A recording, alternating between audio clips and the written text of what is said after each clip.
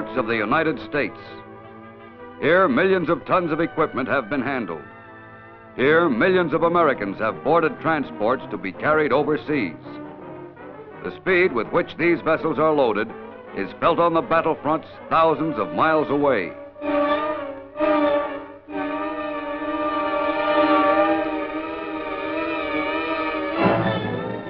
From the moment a ship enters the port, not only speed, but also safety is a military necessity. And of all the vessels guarded and protected, none receives greater care and more attention than the troop transport. For material can be replaced. Human life cannot.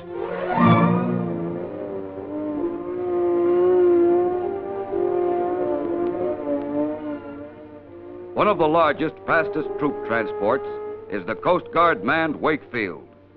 A unique ship, a ship of 24,000 tons, a ship to carry thousands of men, a ship as safe as any vessel afloat, and a ship with a colorful history.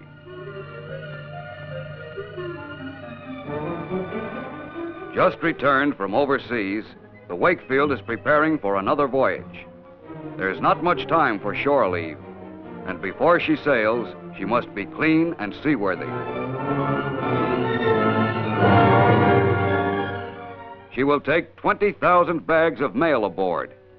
1 million pounds of letters will reach our men overseas in record time, for the Wakefield is a speedy traveler. Before the troops are loaded, Army and Coast Guard transportation officers, who know every inch of available space aboard, face the complicated and exacting chore of quartering thousands of soldier passengers. The loading of troops is systematic and fast. The men come aboard at the rate of 1,200 an hour. Each man has a card directing him to his bunk, which he is not allowed to leave until sailing time.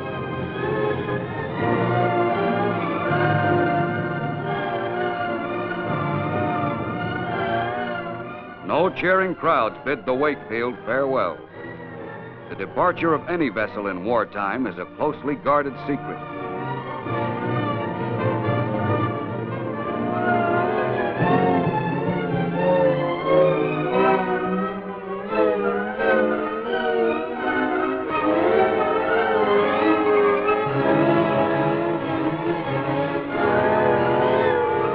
While still in coastal waters, the Wakefield is guarded by a Navy blimp, which hovers watchfully overhead. But when the blimp has to turn back, she's on her own, alone, without escort.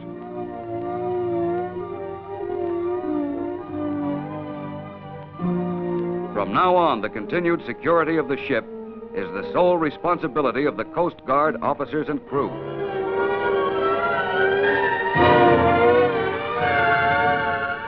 To avoid enemy raiders, the ship follows an irregular zigzag course at high speed.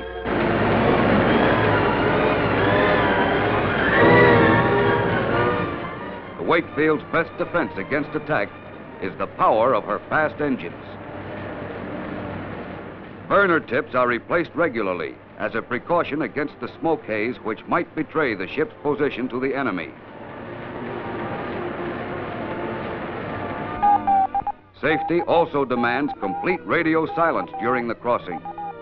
Messages can be received, but not sent.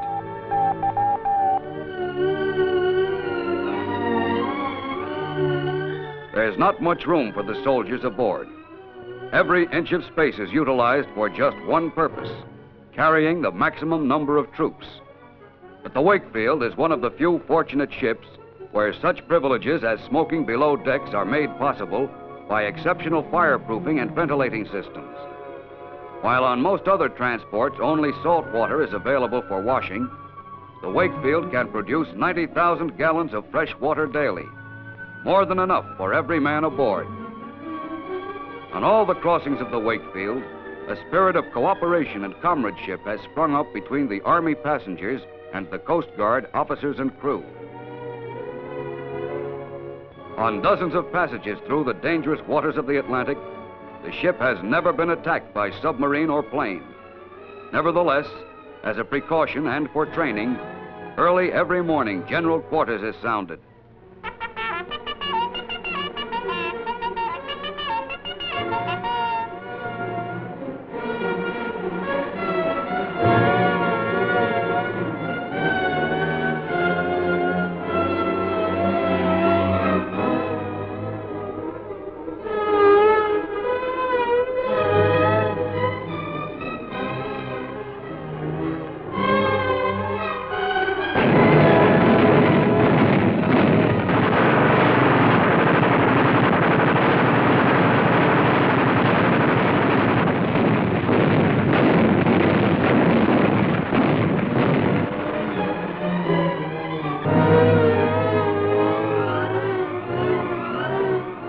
After the novelty of being at sea has worn off, life for the troops aboard the Wakefield is quiet and uneventful.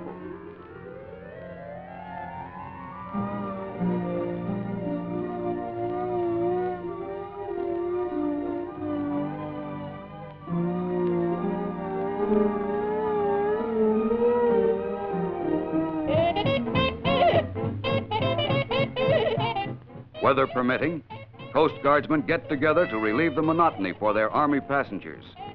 The musicians, many of them former members of popular bands, are part of the regular crew and play in addition to their normal shipboard duties.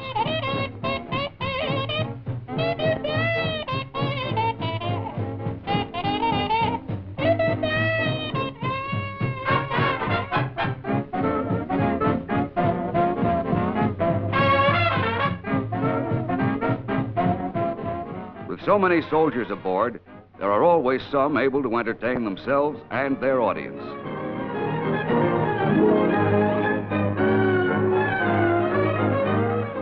But there's a job ahead, and to keep in physical trim is compulsory for everyone.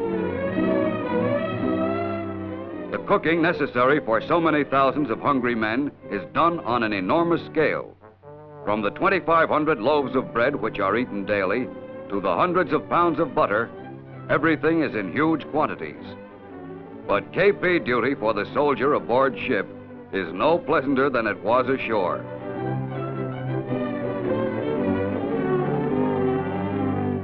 Now hear this. Companies L, M, N, and O form on port side B deck aft for chow.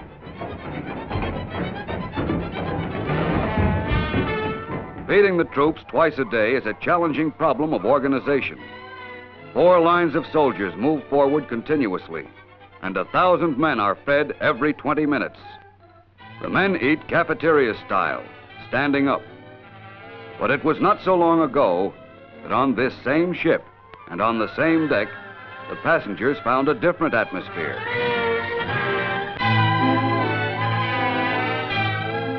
It was the atmosphere of a ship designed for leisure and comfort, where the passengers had all the carefree relaxation of peacetime travel.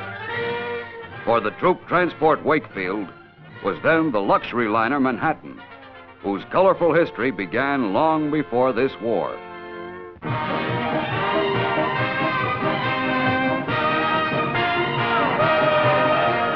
The largest merchant ship ever built in this country has just been christened by Mrs. Theodore Roosevelt, the USS Manhattan.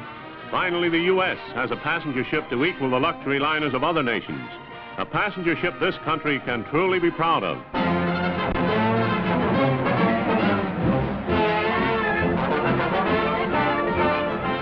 The Manhattan leaves on her maiden voyage. Thousands of people have come to bid her Godspeed on her first trip across the ocean to Ireland, England, France, and Germany. The pride of America's merchant marine is on her way.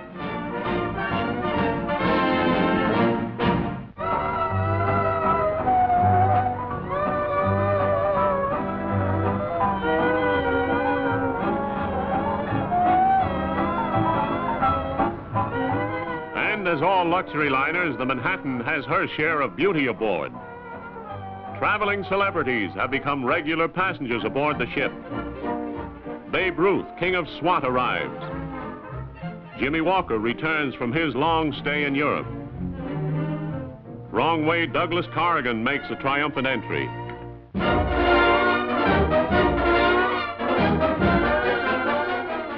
On their way to the Olympic Games in Berlin on the USS Manhattan are the best of American athletes. On deck, Glenn Cunningham and Jesse Owens anticipate stiff competition in this greatest of all sports events. Disembarking in Hamburg, they're cordially received by German officials.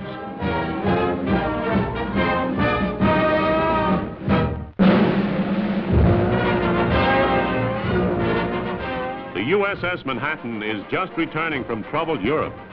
Ship reporters and photographers board the luxury liner at Quarantine to interview our returning ambassador to Germany, William E. Dodd, who makes a forceful statement. Living in Europe these days is profoundly discouraging. Nazism and fascism are gaining ground everywhere. This is a world crisis, the greatest crisis for democracy since the first Napoleon.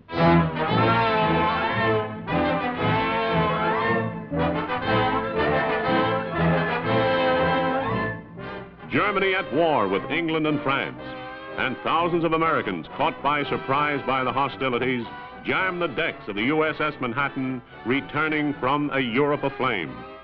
1,867 passengers, the heaviest load the ship has ever carried.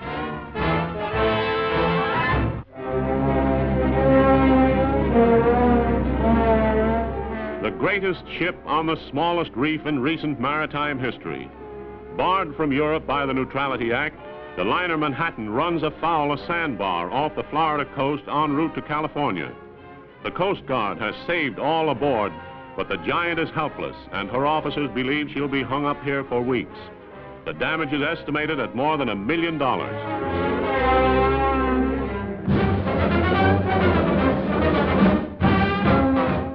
The famous steamship Manhattan is a luxury liner no longer.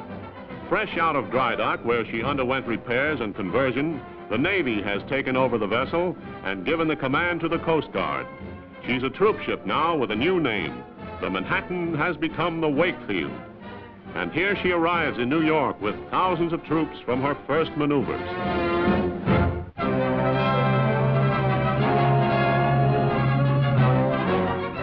The attention of the world is focused on Singapore, Britain's mighty outpost in the Far East. Here, the American troop transport Wakefield is unloading troops when a formation of Japanese planes attack the harbor.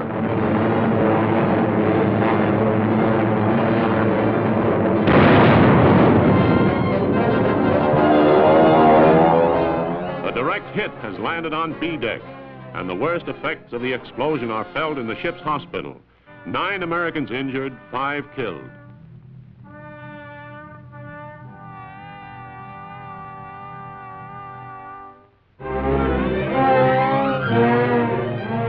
Wakefield afire. In one of the worst and most costly sea fires in years, the American troop ship Wakefield, returning from a British port with 850 passengers, burns like a torch off the New England coast. The crew fought the flames valiantly, and the charred hull was finally towed into an American port.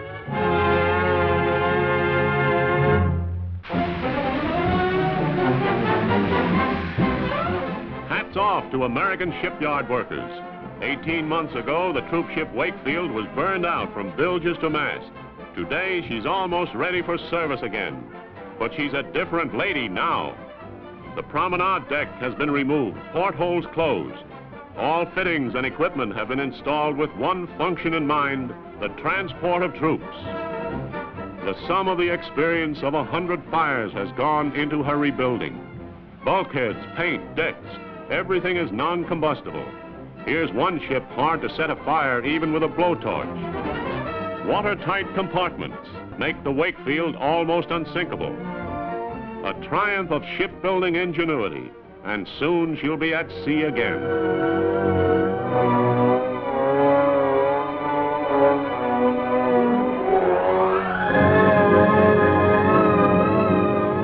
And the Wakefield has continued to live up to all expectations.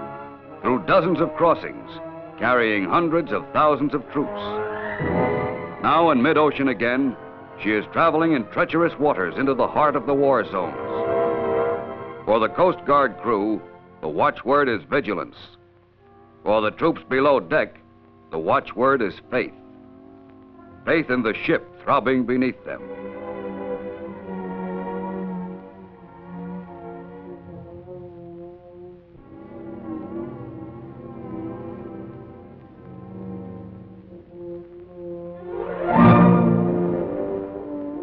great transport pushes on, and vigilance increases as the ship enters the last lap of the journey.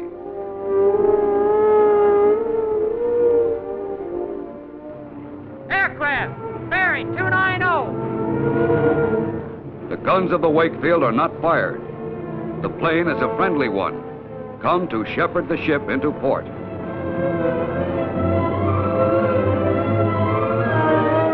Land at last. Solid, immovable land. Land that doesn't pitch or toss or roll. For the troops aboard, the voyage is almost over, and the tension of combat approaches.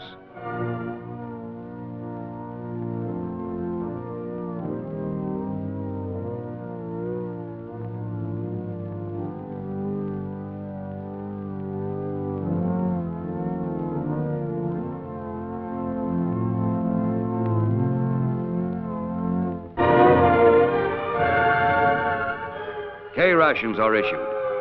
After the last meal on ship, food for the soldiers may not be available between port and their next destination.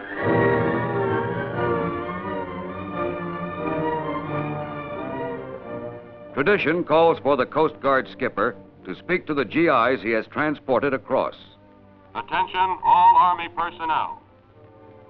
Men, that's land in sight, and we're coming to the end of the trip.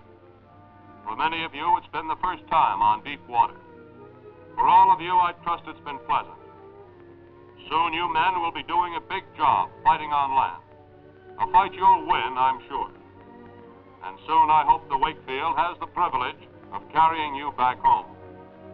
Good luck, men, and may God be with you.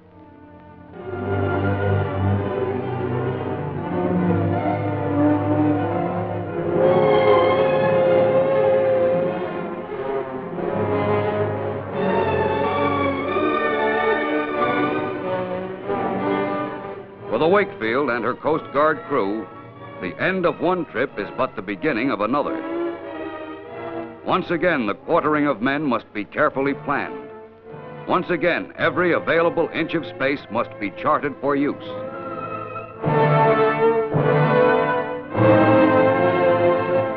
And once again, troops come aboard. But these troops for the return crossing are of a different kind and of a different mind.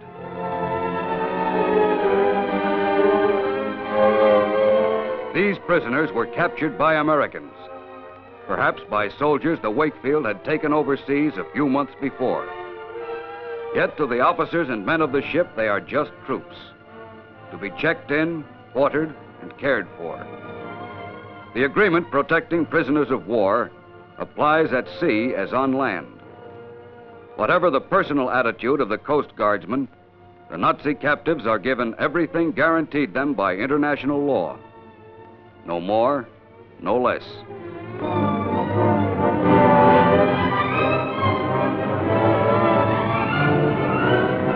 Once again, the watchful blimp hovers over the Wakefield. Once again, the Wakefield returns to her home. As when she departed, there are no celebrating crowds to greet her arrival. The Wakefield has delivered the goods. She has come back with another live cargo. A cargo of men who were once part of a mighty destructive force. A cargo of men now broken and defeated. The Wakefield will sail again. She and her Coast Guard crew will carry Americans overseas. And whether she goes to the Atlantic or Pacific, she will do her part quietly and efficiently.